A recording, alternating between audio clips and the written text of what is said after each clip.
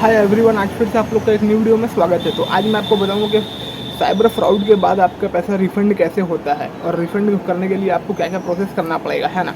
तो आपका जैसे अकाउंट से पैसा गायब हो गया, है ना, OTP दिया या फिर बिना OTP दिए ही फ्रॉड हो गया, रुको, अभी भी आपका पैसा वापस आ सकता है ना। लेकिन सिर्फ 10 मिनट के अंदर स्टेप लेना बहुत ज़रूरी है।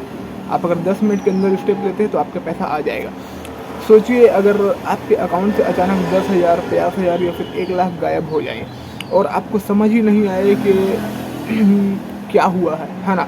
ये आजकल बहुत कॉमन हो गया है, इतना कॉमन हो गया है कि कोई कुछ बोल नहीं सकता। UPI fraud, scam, fake call और फिशिंग लिंक्स आउट लोगों के पैसे चोरी कर रहे हैं और चोरी हो रहे हैं। लेकिन सबसे इम्पोर्टेंट सवाल ये है, क्या फ्रॉड के बाद पैसा वापस मिल सकता है? साइबर क्राइम कंप्लेंट करने के बाद रिफंड कैसे होता है ना, कितना टाइम लगता है, आज मैं इस वीडियो में आपको सारा कुछ कंप्लीट करूंगा गाइस। यहाँ पर आज की वीडियो में मैं आपको पूरा स्टेप बाय स्टेप प्रोसेस बताऊंगा कि फ्रॉड के बाद आप अपना पैसा कैसे वापस ला सकते हो और कैसे आपको मिलेगा। इसलिए वीडियो को एंड तक जरूर देखिए, क्योंकि एक गलती आपका रिफंड रोक सकती है ना।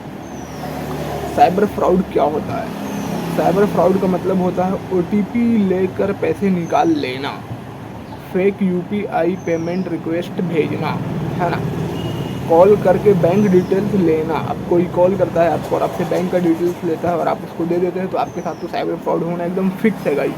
QR कोड स्कैन करवा के पैसा उड़ा लेना। अब कोई फेक आपको QR कोड भेजता है और आप उसको स्कैन करके पैसा डाल देते हैं, तो आपके साथ फ्रॉड हो जाएगा।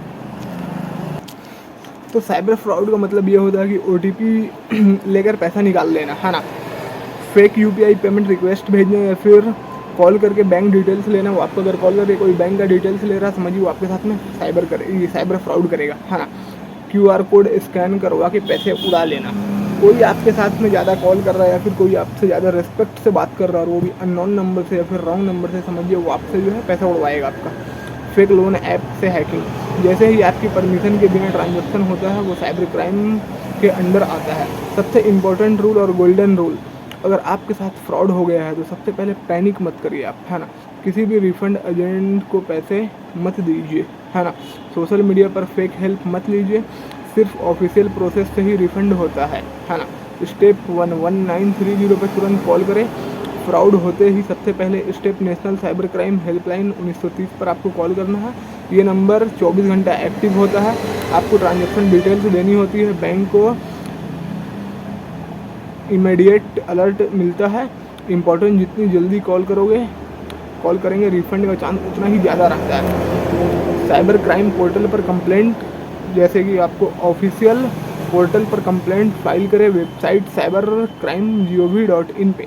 यहाँ आपको फिल करना है mobile number, transaction ID, fraud amount, bank details, है ना, इंसिडेंट डिस्क्रिप्शन। कंप्लेंट सबमिट करने के बाद आपको एक एक्नॉलेजमेंट नंबर मिलता है, इसको सेफ रखें आप, है ना। एक्नॉलेजमेंट नंबर जो है वो आपको काफ़ी काम आएगा गाइस। और स्टेप 3 हमारा, बैंक को इन्फॉर्म करें। साइबर कंप्लेंट के साथ साथ अपने बैंक ब्रांच को आप इन्फॉर्म करें। Right an application they, transaction detail submit करें, है ना। बैंक फ्रॉड ट्रांजेक्शन या होल्ड या ले में डाल सकता है, होल्ड लाइन में डाल सकता है अगर पैसा अभी फर्दर ट्रांसफ़र नहीं हुआ तो, है ना। इन्वेस्टिगेशन स्टार्ट होती है। अब केस साइबर पुलिस और बैंक के पास चला जाता है। इस स्टेज पर क्या होता है, मनी ट्रायल ट्रेस की जाती है, किस अकाउंट में पैसा गया, है ना, चेक होता है। सस्पेक्टेड अकाउंट्स फ्रीज किए जाते हैं। फ्रॉड चेन आइडेंटिफाई की जाती है। अगर पैसा किसी फ्रीज अकाउंट में मिल जाता है तो रिकवरी पॉसिबल होती है। रिफ़ंड कब मिलता है? रिफ़ंड का time case to case depend करता है। फर्स्ट केस में 7 से 30 दिन, है ना। अगर पैसा होल्ड हो गया तो मीडियम 1 से 3 मंथ में आपको रिफ़ंड मिल जाएगा। कॉम्प्लेक्स फ्रॉड 3 से 6 मंथ या उससे ज़्यादा भी टाइम लग सकता है। अगर पैसा फॉरवर्ड हो चुके हैं मल्टीपल अकाउंट्स में तो प्रोसेस शो हो जाता है वहाँ पर, हाँ। कॉमन मिस्टेक्स जो लोग करते हैं, कंप्लेंट लेट करना, फेक रिकवरी एजेंट्स को पैसे देना, बैंक को इन्फॉर्म ना करना, ट्रांजैक्शन डिटेल्स डिलीट कर देना, पैनिक में गलत इन्फॉर्मेशन देना। तो ये सब चीज़ें रिफ़ंड चांस को कम कर देती है गाइज, है ना। रिफ़ंड होने का चांस कब ज़्यादा होता है, जब तुरंत कंप्लेंट की जाए, जब पैसा अभी किसी अकाउंट में होल्ड हो, जब ट्रांजैक्शन यूपीआई बैंक नेटवर्क में ट्रेसेबल हो, है ना, जब डिटेल्स क्लियर हो, यूटीआर आईडी, टाइम और अमाउंट सब। फ्यूचर में फ्रॉड से कैसे बचे, अननोन लिंक्स पर क्लिक मत कीजिएगा, ओटीपी किसी को मत आप भेजिएगा, क्यूआर कोड सिर्फ पेमेंट के लिए यूज़ करें, रिसिप्ट के लिए नहीं। फेक जॉब ऑफर से बचे, लोन ऐप्स को परमिशन ब्लाइंडली ना दे आप, है ना गाइस। तो सबसे इम्पोर्टेंट तुरंत एक्शन लेना होता है, जितनी जल्दी आप रिपोर्ट करेंगे उतना ही ज़्यादा चांस होता है रिफंड का। अगर आपको ये वीडियो हेल्पफुल लगा हो तो वीडियो को लाइक करें और चैनल को सब्सक्राइब कर दीजिएगा। मिलते हैं नेक्स्ट वीडियो में, है ना, एक और इम्पोर्टेंट और फाइनेंस और साइबर सेफ्टी टॉपिक के साथ। थैंक यू गाइज, मिलेगा जब हम नेक्स्ट वीडियो में आपसे, तब तक के लिए गुड और बाय गाइज।